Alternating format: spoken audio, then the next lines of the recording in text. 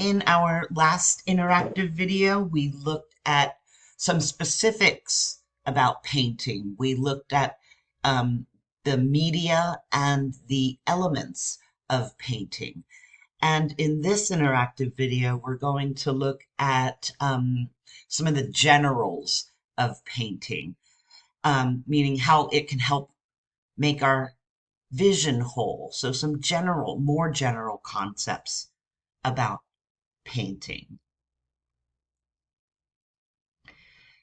So again, and this was in the last video, but as a reminder, painting and paintings can help awaken our visual senses so that we can see things like color and shape and light and form in new ways.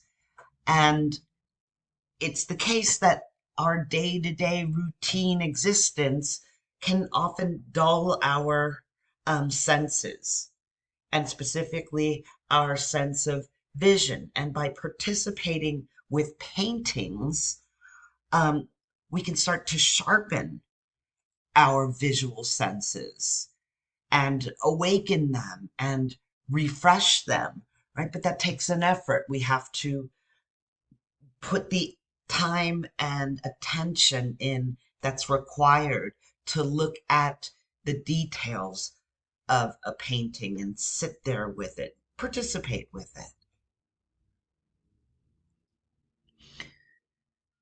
So regarding the clarity that painting can bring to our vision and perspective, paintings can help do this by capturing a moment in time and holding it up for us to contemplate. I mean, think about how fast the world moves around us. Constantly, constant change, even the most startling experience is constantly in flux and moving around and changing. And paintings can freeze a moment in time and hold it up for us to contemplate. Like, for example, this painting, Le Gardien de la Vie, in 1967 by Hamed Awais, it examines the aftermath of the 1967 Arab-Israeli War. This one, called The Problem We All Live With by Norman Rockwell in 1964, holds up a very specific and moment in time. This is Ruby Bridges being walked to public school during desegregation, being walked to school by U.S. Marshals because she needed to be protected in the civil rights era. And this painting, Vietnam II, by Leon Galou in 1973, that captures a moment during the Vietnam War and is a protest painting, a protest of the Vietnam War. Also, paintings have the quality of what's called all-at-onceness. And in addition to revealing what our eyes take in more clearly, paintings give us time for our vision to focus and hold and participate. And naturally, there are times when we can fixate on, let's say, a scene in nature. Something's beautiful outside in nature, and you're resting and you don't have any worries and you've got plenty of time on your hands. And let's say that you're looking at a sunset and it's just striking, one of those killer September, October sunsets in San Diego, right? And we just sit there and take it in and focus on its redness and whoa. But then, it gets dark and you start to get a little chilly. Maybe you're getting a little bit hungry, a little bit hungry, and you're pulled out of the moment, right? That doesn't happen as readily with a painting. We find that in a painting, things can stand still and stand still for longer. Because as all this stuff here is happening when you're looking at the sunset's consistently changing too, right? The sun is setting, the colors are changing. In front of a painting, though, things can stand still and you can enter a particular artist's moment of vision. And we can hold on with a painting, you can hold on to any detail or region or just the totality of it as long as you like. And you can follow any order of detail or region at your own pace. If you're looking at something in nature, for instance, like let's just use the sunset again, it is happening in time and changing every moment. Again, the sunset, it's receding behind the horizon. Slowly, slowly, the colors are changing. It's getting darker outside, constantly changing, and it only happens in one order. You can't reverse the, you can't decide to rewind that experience in your head and see it backwards or anything else. The way that nature delivers it to you is the way that you perceive it. But that's not the case with a painting. No region of a painting presupposes another one in time. Right? It's up to you the way that you want to see it unfold. Right? The sequence, in other words, is subject to no absolute constraint like an event in nature is. Nature hands it to you the way that nature hands it to you. With a painting, on the other hand, you can look at it and reveal it to yourself in any order you want to. And you can stop focusing on the totality and zero in, for instance, on a region. Let's take this Vermeer, the girl with the pearl earring, for example. So we've got this painting as a whole, and then you zero in. You can choose to just look at this part, and then you can zero in on this eye. I think it's this eye. Is it? Shoot. Yeah, it is. Okay. This eye here. And then just on the glint in her eye, and you can see how he did it here. Isn't that cool? So that's what that's how examining and participating in a painting is different than participating in something that you're looking at in nature. And also, comparing participating in a painting with nature, but it's the same with music, right? If you're listening to a piece of music, it unfolds in time. Every note coming after, one note coming after another. And that together creates the melody. It unfolds in time. And only after it's unfolded do you have a melody given to you. If you pick them apart and take it one note at a time, here, there, and backwards and upside down, you lose the totality. You no longer have the melody, right? So painting can, in that sense, kind of defy time. You know what I mean? So first we'll take a look at abstract painting, and we're going to look at these camps or schools of painting in just the broadest terms. Since this is a class in humanities, and humanities as particularly in how art can reveal values, we just kind of dip our toes into all of this sort of stuff. But abstract, which is also known as non-representational painting, can often be difficult to really appreciate since you can get confused about the subject matter. Like, what the heck are they painting here? Right? I'm not sure what it is. My mind won't connect to anything. I can't pick out anything really noticeable in here to figure out whether or not the artist drew it right or wrong. And I'm looking at this and what exactly, I guess this could be a horizon, but I'm not really sure because of the colors.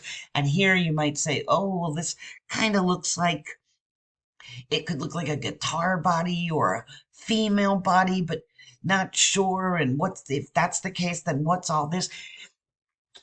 It's not easy to wrap your mind around what the subject matter of an abstract is because no objects or events seem to be depicted. But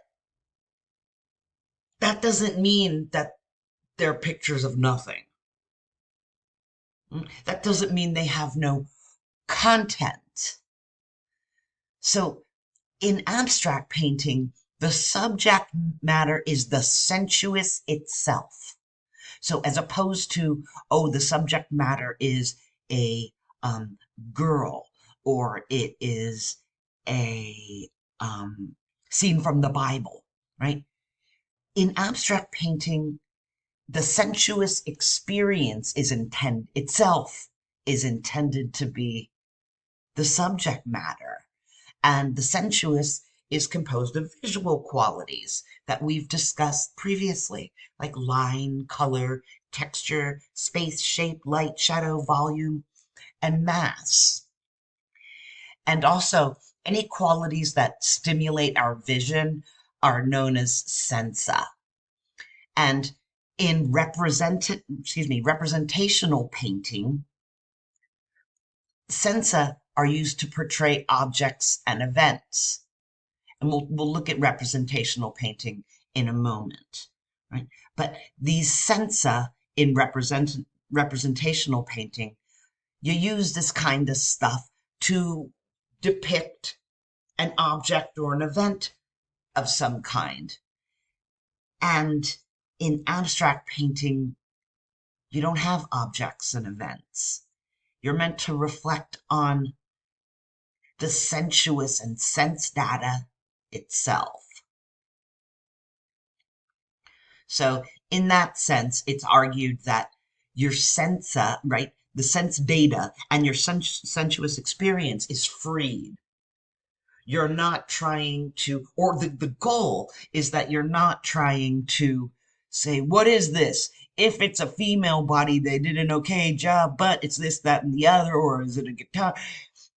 If you're supposed to just be focusing on your own experience as opposed to whether or not this captures an object or an event, let's say, accurately.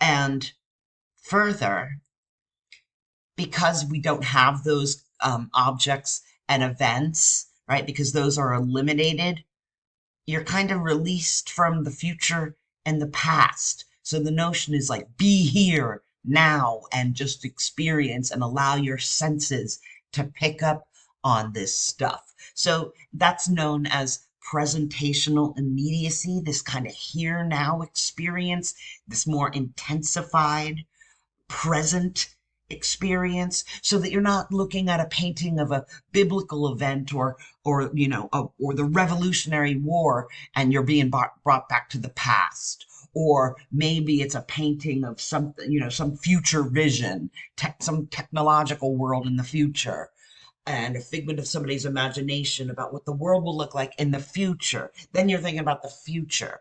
The idea in abstract painting is that you are here now and free up your senses to just take it all in. And this is essentially what I captured in these two bullet points, right? And because there's no portrayal of objects or events, once again, that suggest the past or the future, or at least they're not intentional, presentational immediacy is supposed to be more intense. That's still, that's still up to you, though, right? I don't particularly want anybody telling me that this is a more intense experience than, than let's say, a painting from the Renaissance or a representational painting, but apparently that's the way it's intended. And here is a painting called Albert Einstein by Vertosu in 2017. This is an Untitled by Duahi in 1960. I think that's how you pronounce this name. And this is called Tres Personas by Rufino Tamayo in 1970. So you can see, look, this is supposed to be, I guess, Albert Einstein, right? But it certainly doesn't look exactly like him. So you can't fix your thinking on, your usual image of Albert Einstein in your head. On the other hand, representational painting, the sense of the here now is a little bit constrained because you're trying to capture something in the past or in the future. Representational paintings situate the sensuous, right? The sensa in objects and events. And representational painting is attempting to, as the word says, represent as well as possible and as clearly as possible an object or event in time. And nonetheless, a representational painting, just like an abstraction, is still all at once, right? It's all there and it holds still. So abstract and representational painting both have that quality of all at onceness, right? You get the whole thing in one shot and it's holding still.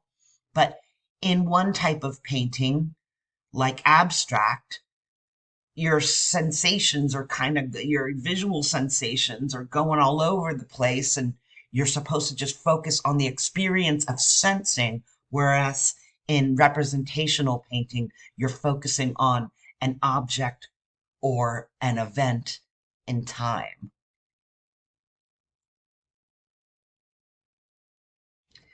Oh, I meant to, let me go back for a moment, sorry.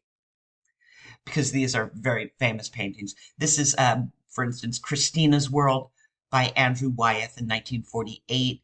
This is A Burial at Ornans by Gustave Courbet in 1850. And this is The Horse Fair by Rosa Bonheur in 1855, all capturing events and objects in time and considered representational paintings.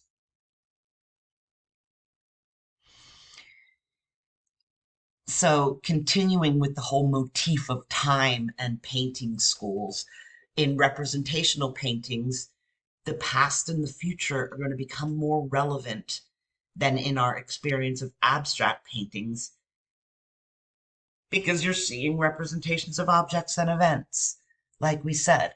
And inevitably, we're at least vaguely aware of place and date, even if it's not super conscious. Like, I know this is at this place at this time on this date. We're at least vaguely aware of, of place and date and past and future, right?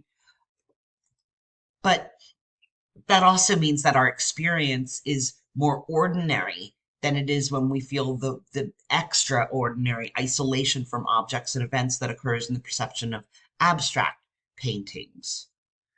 So, long story short here, the idea is that abstract painting is intended to suck you into the here and now and not give you anything familiar to focus on so that you're instead focusing on your experience.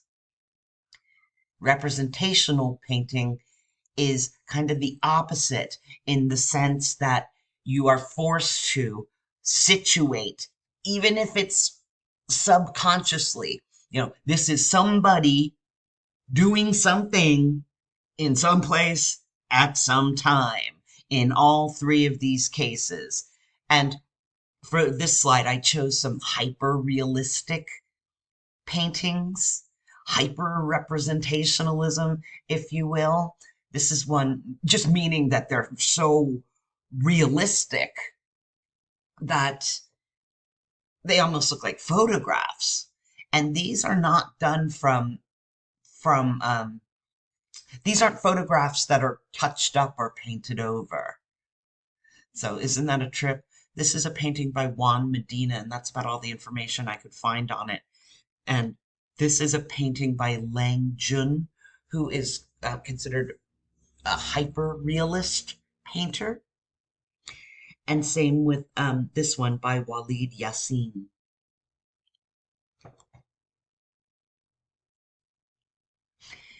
And then for the third of the schools we're going to look at, and again, we're taking a very broad look at these schools of painting.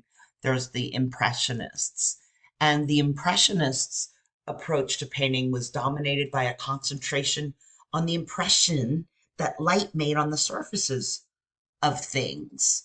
So Impressionist artists weren't trying to paint a reflection of real life like representational paintings were, but they were trying to capture an impression of what the person or light or atmosphere, object or event or landscape, what it looked like to the artist himself or herself.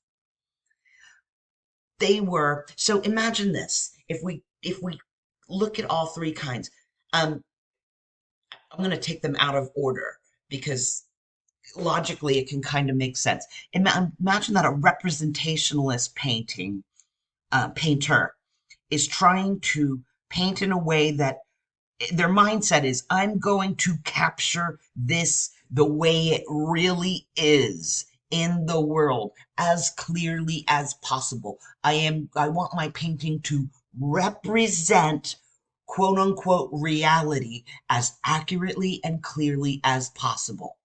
Then you've got impressionists who will say, you know what? I might not really know what reality is for real in and of itself. But what I can do is capture the impression that this particular scene or object or event is having on me and put that into the painting. My impression of what I'm seeing. And then the abstract painter says, let's get rid of all those objects and events totally and just paint stuff to sense. Do you see what I'm trying to capture here? It's kind of philosophical in that sense. It's in for representationalists, you're saying, hey, there is a real world out there that's important, and it's important that we capture it as closely as possible. The impressionists are saying whatever's out there isn't quite as important as the impression it's making upon me. And the abstracts artists are saying, forget all of that and just focus on your own senses. That's kind of the way that I like to look at it. By the way, these are famous impressionist paintings. Water Lilies by Claude Monet, Luncheon on the Grass by Edouard Manet, and Sunday Afternoon by George Seurat. And this is the pointillist technique, by the way, so that if you stand up, this is the one where if you stand really close to it, it's all just dots. But then when you back up, you can see this painting. And before Impressionism, landscapes and art were often imaginary and perfect landscapes painted in the studio. And the Impressionists changed all that by painting outdoors, taking the art outdoors to allow natural light to impress itself upon the surfaces of things and upon the senses of the artist. And then the artist aimed to capture that full experience that he or she was having. And getting away from depictions of idealized forms and perfect symmetry, the Impressionists concentrated on the world as they saw it. And the world as they saw it was imperfect in myriad ways. And these are some more examples of Impressionist paintings like Harbor by Alan Freelon. And La Petite Angel by Lila Cabot-Perry, and Bathers by Renoir.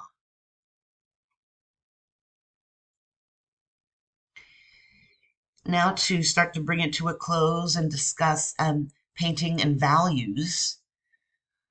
Paintings, like all art forms, but we're starting with paintings. Paintings can help reveal paradigm shifts through the use of artistic form, subject matter, content, and/or participation. And so these paradigm shifts that I'm talking about can in painting can be shifts in standards of beauty, which happen constantly throughout history.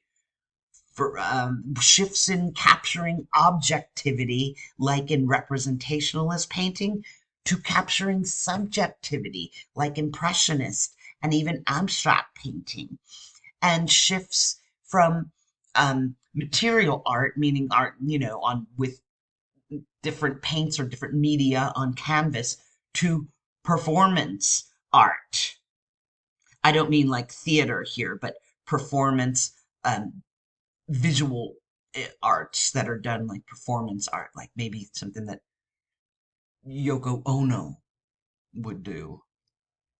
So briefly, I wanted to just walk you through this paradigm wheel here, and the wheel of paradigm shift, right? So a paradigm means like a model or an example, right? A way, let's say a perception, a way of looking at the world. So if you have a particular, a frame, right, a perspective. So you have a particular perspective. That particular perspective affects the way that you think and the way that you understand the world.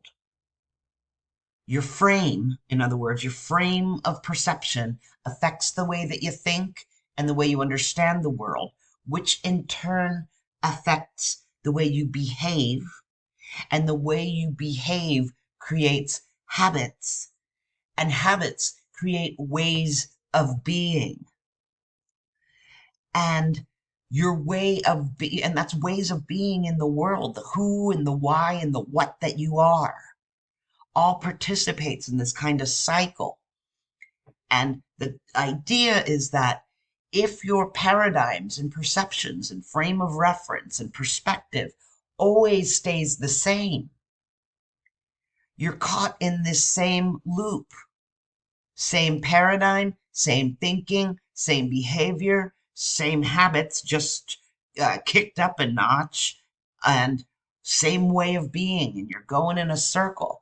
But if you can make a shift in your paradigm and perception and your way of looking at the world, that changes the way you think, the way that you understand things, which changes your behavior, which changes your habits, which changes your way of being.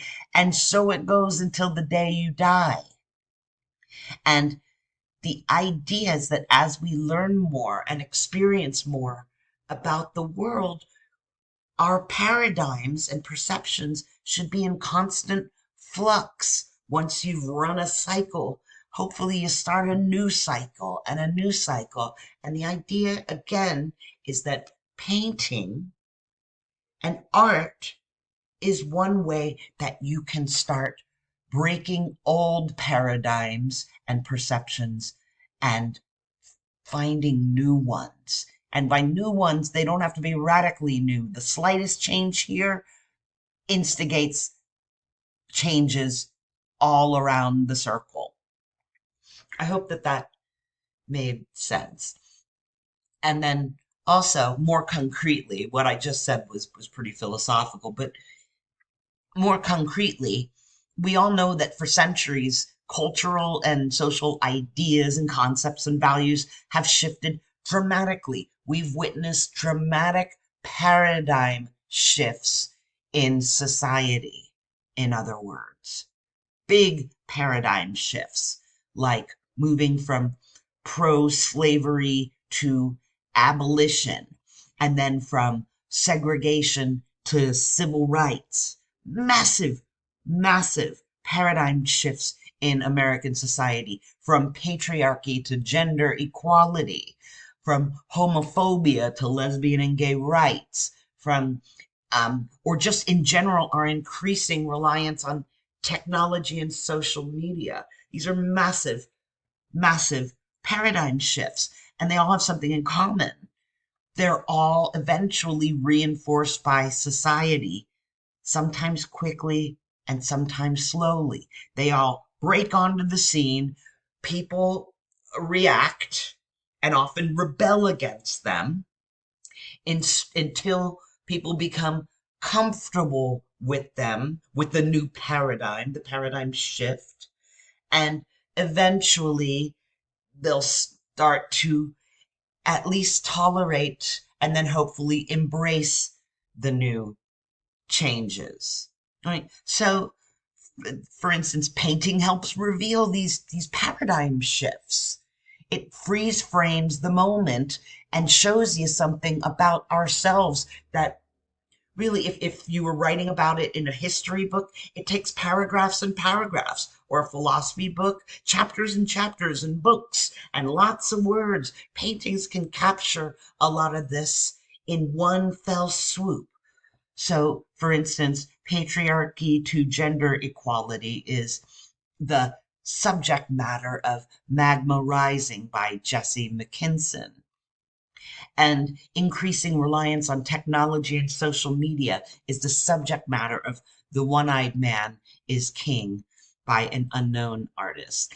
And moving from homophobia to lesbian and gay rights is captured, excuse me, in this painting by Sandow Birk called The Battle of Stonewall in 1969.